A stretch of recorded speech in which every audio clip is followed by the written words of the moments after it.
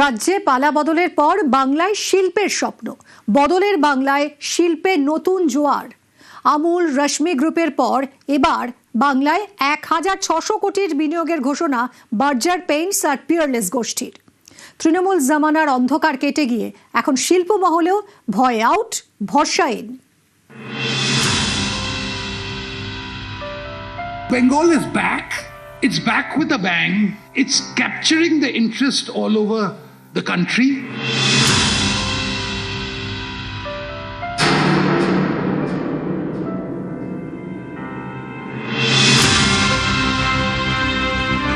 দীর্ঘদিনের অন্ধকার কাটিয়ে অবশেষে বাংলায় পরিবর্তনের হাওয়া, আর সেই হাওয়ায় ভর করেই বাংলায় ডানা মেলছে নতুন নতুন শিল্পের স্বপ্ন। বাংলায় বিনিয়োগের ঘোষণা এবার বার্জার পেইন্টস ও পিয়ারলেস গোষ্ঠীর। ৬০০ কোটি বিনিয়োগের ঘোষণা বার্জার পেইন্টসের, ১,০০০ কোটির বেশি লগ্নির প্রস্তাব পিয়ারলেস গোষ্ঠীর। তৃণমূল জমানায় শিল্পের খরা দেখেছে রাজ্য, বড় শিল্প নেই, চাকরিও নেই। যেটুকু বিনিয়োগ এসেছে তারও পথের কাঁটা হয়ে দাঁড়িয়েছে তোলাবাজি, হুমকি। বাংলার এই শিল্প ছবির বদল চায় রাজ্যের প্রথম বিজেপি সরকার।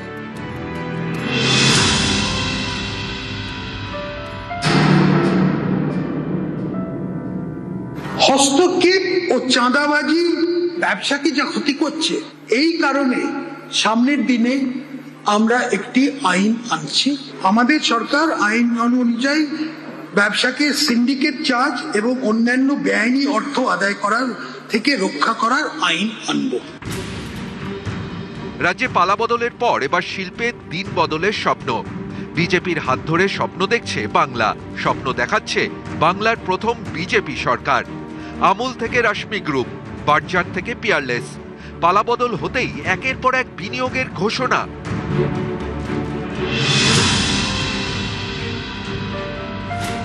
আমুল ভারতীয় সংস্থা, দেশে সবথেকে বেশি দুধ উৎপাদন করে আমুল। বিশ্বের সবথেকে বড় দুধ সমবায় হলো আমুল। এই সংস্থাই এবার বিনিয়োগ করছে পশ্চিমবঙ্গে। ৬৫০ কোটি টাকার মেগা প্রকল্প নিয়ে বাংলায় আসছে তারা।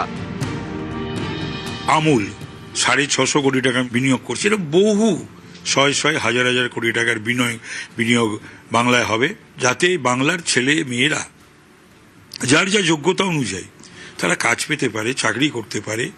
এবং এখানে সেটা তো শিল্প না হলে হবে না।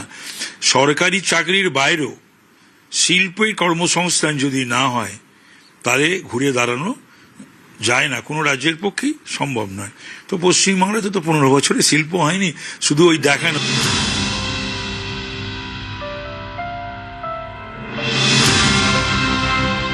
রাজ্যে ৩৫,০০০ কোটি টাকা বিনিয়োগের পরিকল্পনা করেছে রশ্মি গ্রুপ। এই বিনিয়োগ বাস্তবায়িত হলে রাজ্যে ৫০,০০০ কর্মসংস্থান হবে। 35,000 crore ইনভেস্টমেন্ট আমরা প্ল্যান করেছি। একটা ট্র্যাক রেকর্ড আছে, আর আমরা যেরকম ভাইবস দেখছি, Bengal industrial scenario will be completely changed.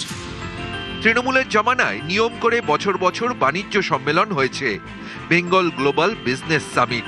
ভুরি ভুরি প্রতিশ্রুতি এসেছে, কিন্তু রাজ্যে ভারী শিল্প আসেনি। উল্টে একের পর এক কারখানার ছাপ বন্ধ হয়েছে।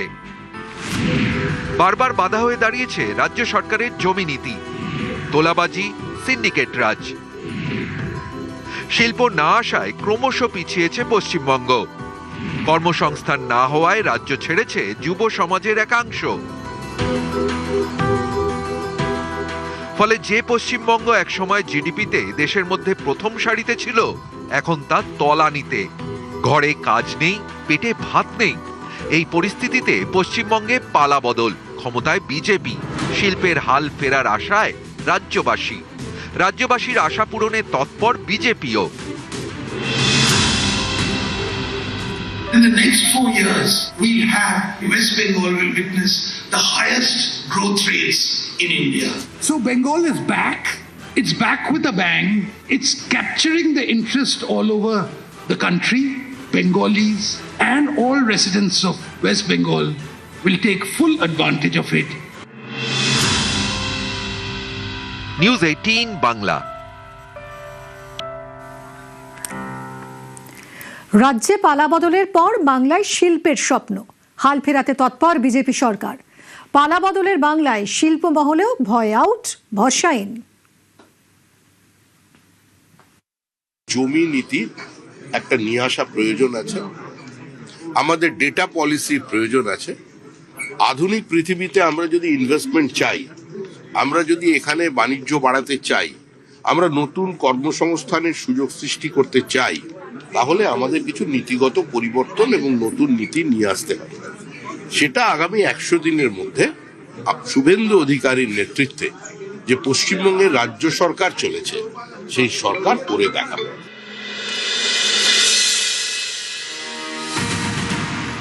রাজ্যে পালা বদলের পর এবার শিল্পে দিন বদলের স্বপ্ন। বিজেপির হাত ধরে স্বপ্ন দেখছে বাংলা, স্বপ্ন দেখাচ্ছে বাংলার প্রথম বিজেপি সরকার। 9ই মে বাংলার নতুন মুখ্যমন্ত্রী হিসেবে শপথ নেন শুভেন্দু অধিকারী। নতুন সরকারের 1 মাস হওয়ার আগেই বিপুল লগ্নির খবর। আমুল থেকে রশ্মি গ্রুপ, পালা বদল হতেই একের পর এক বিনিয়োগ।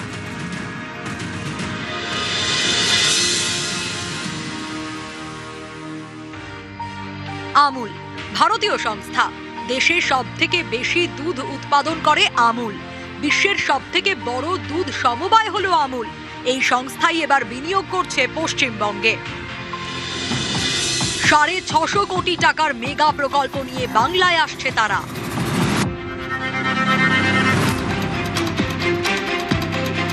আমুল 650 কোটি টাকা বিনিয়োগ করছে, এটা বহু শয় হাজার হাজার কোটি টাকার বিনিয়োগ বাংলায় হবে। আমরা আশাবাদী, শুধু তাই নয়, যাতে বাংলার ছেলে মেয়েরা যার যা যোগ্যতা অনুযায়ী তারা কাজ পেতে পারে, চাকরি করতে পারে। এবং এখানে সেটা তো শিল্প না হলে হবে না, সরকারি চাকরির বাইরেও শিল্পের কর্মসংস্থান যদি না হয়, তাহলে ঘুরে দাঁড়ানো যায় না, কোনো রাজ্যের পক্ষেই সম্ভব নয়। তো পশ্চিমবাংলাতে তো 15 বছরে শিল্প হয়নি। রাজ্যে 35,000 কোটি টাকা বিনিয়োগের পরিকল্পনা করেছে রশ্মি গ্রুপ। এই বিনিয়োগ বাস্তবায়িত হলে রাজ্যে 50,000 কর্মসংস্থান হবে। 35,000 crore ইনভেস্টমেন্ট আমরা প্ল্যান করেছি। একটা ট্র্যাক রেকর্ড আছে, আর আমরা যেরকম ভাইবস দেখছি, Bengal industrial scenario will be completely change.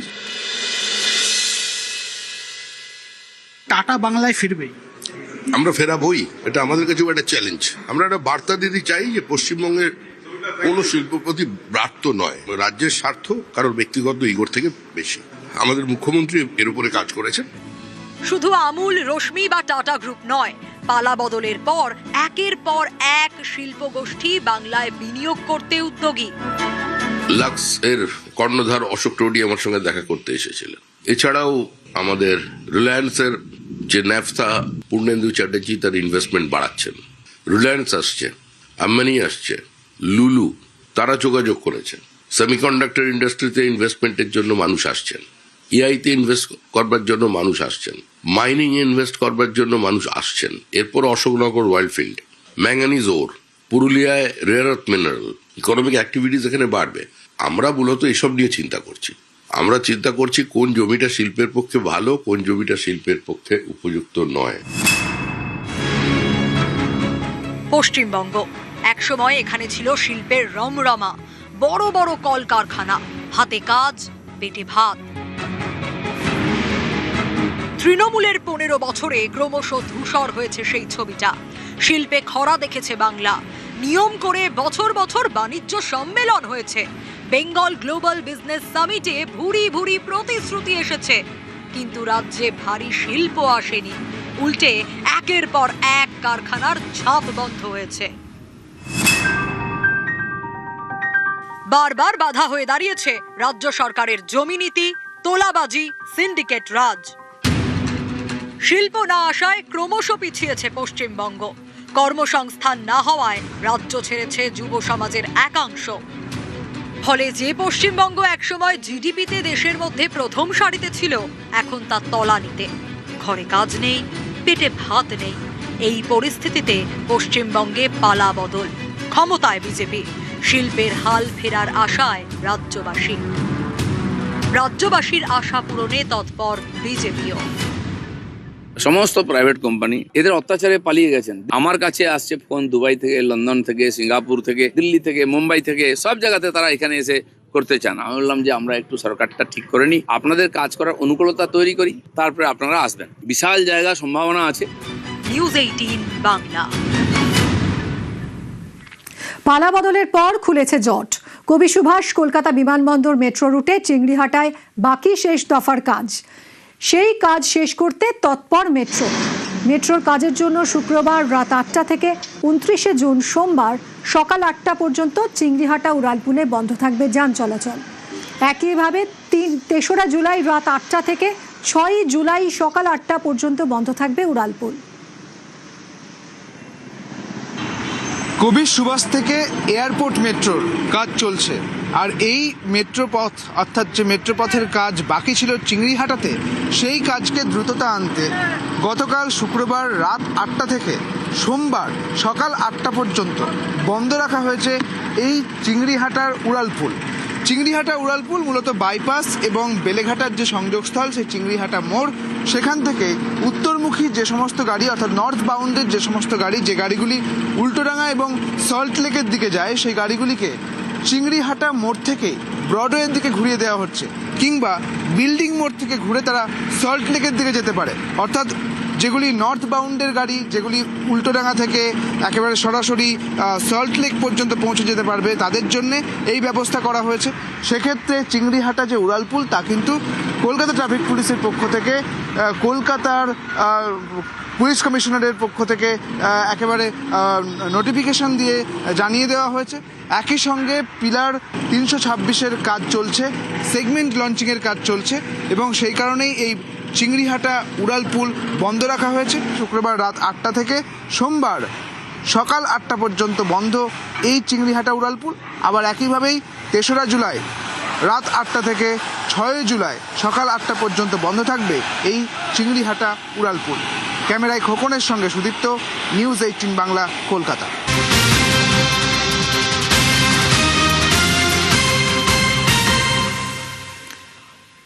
দুর্নীতির অভিযোগে গ্রেফতার বাঁকুড়ার তৃণমূল নেত্রী, ওন্দার তৃণমূল নেত্রী সুমিত্রা মুখোটিকে গ্রেফতার করা হয়েছে।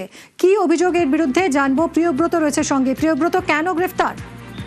দেখুন, গোষ্ঠীর বিভিন্ন দুর্নীতি, বেনিয়ম এবং প্রতারণার লিখিত অভিযোগ দায়ের হয়েছিল গত 8ই জুন বাঁকুড়ার ওন্দা থানায়।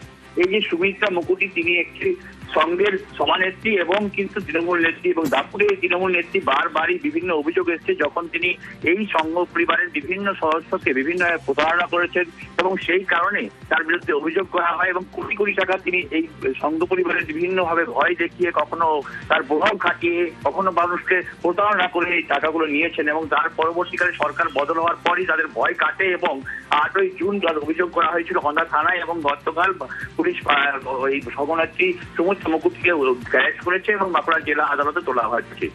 ধন্যবাদ।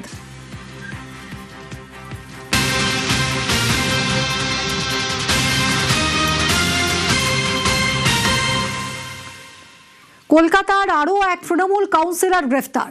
104 নম্বর ওয়ার্ডের প্রাক্তন কাউন্সিলর গ্রেফতার তারকেশ্বর চক্রবর্তী। তারকেশ্বর চক্রবর্তীকে গ্রেফতার সার্ভে পার্ক থানার। রৌনক রয়েছে আমার সঙ্গে, আরো জানাবে। রৌনক, কি কারণে গ্রেফতার করা হলো, কি অভিযোগ? দেখে একাধিক অভিযোগ রয়েছে তার বিরুদ্ধে, তোলাবাজি থেকে শুরু করে প্রতারণা, জালিয়াতি, এবং শুধু তাই নয়, বেআইনি নির্মাণ করা বিভিন্ন জায়গায় 104 নম্বর ওয়ার্ড, এবং উনি ছিলেন কলকাতা পুরসভার 11 নম্বর বড় চেয়ারম্যান। এর অধীনে যে জায়গা রয়েছে সেখানে বেআইনি নির্মাণ করছেন, এবং শুধু তাই নয়, পশ্চিমবঙ্গ যে ফিশারিজের যে জমি রয়েছে সেখানে বেআইনি ভাবে জলাশয় কার্যকলাপ চালাতেন, জলাশয় ভরাট করতেন এবং তোলাবাজি করতেন, মোটা অঙ্কের টাকা তোলাবাজি করতেন। এই একাধিক ধারায় অভিযোগ রয়েছে, এবং সেই তার বিরুদ্ধে কিন্তু ইতিমধ্যে মামলা রুজু করে তদন্ত হচ্ছে সার্ভে থানার পুলিশ। আমরা পুলিশ সূত্রে জানতে পারছি এক ব্যক্তি এই তারকেশ্বর চক্রবর্তীর বিরুদ্ধে অভিযোগ করে মূলত লক্ষ লক্ষ টাকা তোলাবাজি, প্রতারণা করা এবং বেআইনি কাজে সহায়তা করা, এছাড়াও যে ফিশারিজের জমি রয়েছে সেই জমি ভরাট করা বা জলাশয় ভরাট করা, এইরকম ধরনের অপরাধমূলক কার্যকলাপের সঙ্গে সরাসরি যুক্তি ছিল এই কলকাতা পুরসভার 11 নম্বর বড় চেয়ারম্যান। গত 23শে জুন তার বিরুদ্ধে মামলা রুজু হয়, এবং গতকাল রাত 12:30 নাগাদই সার্ভে পার্ক থানার পুলিশ তাকে গ্রেফতার করে। ধন্যবাদ। দক্ষিণ 24 পরগনার বিষ্ণুপুর জোকার পর এবার নদিয়ার নাকাশিপাড়া। 1100 বিঘা সরকারি জমি দখল করে মাটি এবং গাছ কেটে বিক্রি, কোটি কোটি টাকার দুর্নীতির অভিযোগের আঙুল অভিষেক বন্দ্যোপাধ্যায় এবং আরও 10 জনের দিকে। পালাবদলের পর কৃষ্ণনগর জেলা আদালতে মামলা দায়ের, নাকাশিপাড়া থানাকে তদন্তের নির্দেশ বিচারকের।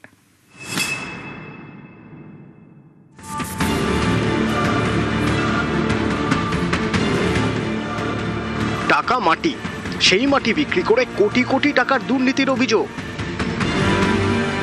এ নিয়ে কৃষ্ণনগর জেলা আদালতে অভিষেক বন্দ্যোপাধ্যায় সহ 11 জনের বিরুদ্ধে মামলা।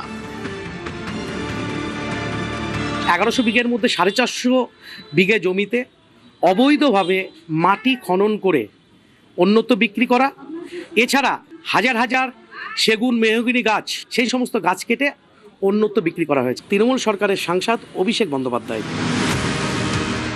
নদিয়ার নাকাশিপাড়ায় বামনডাঙ্গা, এখানেই প্রায় 1100 বিঘা খাস জমি। অভিযোগ, এই জমির উপর নজর পড়ে তৃণমূল ঘনিষ্ঠ শাহজাহান শেখ, চাঁদু শেখদের। এরপরেই খাস জমি থেকে দিনের পর দিন মাটি কাটা হয়েছে, তারপর গাড়িতে করে বাইরে পাচার। মাটি কাটতে কাটতে এমন অবস্থা হয়েছে যে তৈরি হয়েছে বেশ কয়েকটা পুকুর।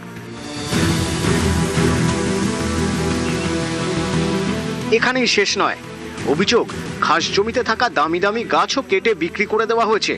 স্থানীয়দের দাবি, এ নিয়ে থানায় জানালেও কোনো কাজ হয়নি। দীর্ঘদিন ধরে এসিডব্লিউর যে বৈতানের যেই জায়গাটা ছিল বামনডাঙ্গা মৌজার মধ্যে, সেই জায়গাটা সরকারি জায়গা। সেই জায়গাটার উপরে 10 জন ব্যক্তি এরা মাটি কেটে খনন করা হয়। 30 ফুট ডিপ করে মোটামুটি 450 বিঘা সেই জায়গা নষ্ট করে ফেলে। সরকারি জায়গা গাছ কেটে পুকুর করে, মানে সমুদ্র করে রেখে দিয়েছে। হাজার হাজার কোটি কোটি টাকার খেলা হয়েছে এখানে। এখন বর্তমানে আমরা কোর্টে এসে এই মামলা দায়ের করেছি। যাদের বিরুদ্ধে মামলা হচ্ছে তাদের নাম হচ্ছে শাহজাহান শেখ, চাঁদু শেখ, হাফিজুল শেখ, হেসমত শেখ, সাইদুল শেখ, গজলু শেখ, বিদ্যুৎ সরকার, সমীর প্রামাণিক, কিয়ামত শেখ, আরমান শেখ, এবং যার মদতে এই সমস্ত কাজ সম্পন্ন হয়েছে তৃণমূল সরকারের সাংসদ অভিষেক বন্দ্যোপাধ্যায়কে বিভিন্নভাবে থ্রেট করা হতো, হুমকি দেওয়া হতো, তোরা আমাদের কিছুই করতে পারবি না, আমাদের মাথায় অভিষেক দাদার হাত রয়েছে। মাটি ফাটি কেটে আড্ডা বাড্ডা গাছপালা, বড় বড় গাছ, বড় বড় জায়গা সব নষ্ট করে দিয়ে ওরা আত্মসাৎ করে, সাধারণের লোক যত সব খুব অত্যাচার করেছে। আমরা অনেক অভিযোগ জানিয়েছি, আমাদের কথা শুনিনি অফিসাররা। শুধু নদিয়ার নাকাশিপাড়ায় নয়, এর আগে দক্ষিণ 24 পরগনার বিষ্ণুপুরে 300 বিঘার বেশি জমি থেকে মাটি কেটে বিক্রি, প্রায় 400 কোটি টাকার দুর্নীতির অভিযোগ ওঠে। অভিষেক বন্দ্যোপাধ্যায় এবং স্থানীয় তৃণমূল বিধায়ক দিলীপ মণ্ডলের বিরুদ্ধে থানায় নালিশ করেন বিজেপি নেতা। এই জেলার জোকাতেও 300 কোটি টাকার মাটি চুরির অভিযোগ ওঠে। অভিষেক বন্দ্যোপাধ্যায়ের বিরুদ্ধে থানায় নালিশ করেন বিজেপি নেতা অভিজিৎ দাস। এবার নদিয়ার নাকাশিপাড়ায় কোটি কোটি টাকার মাটি চুরির অভিযোগ। অভিষেক বন্দ্যোপাধ্যায় সহ 11 জনের বিরুদ্ধে আদালতে মামলা। নদিয়া থেকে সমীর রুদ্র, নিউজ 18 বাংলা।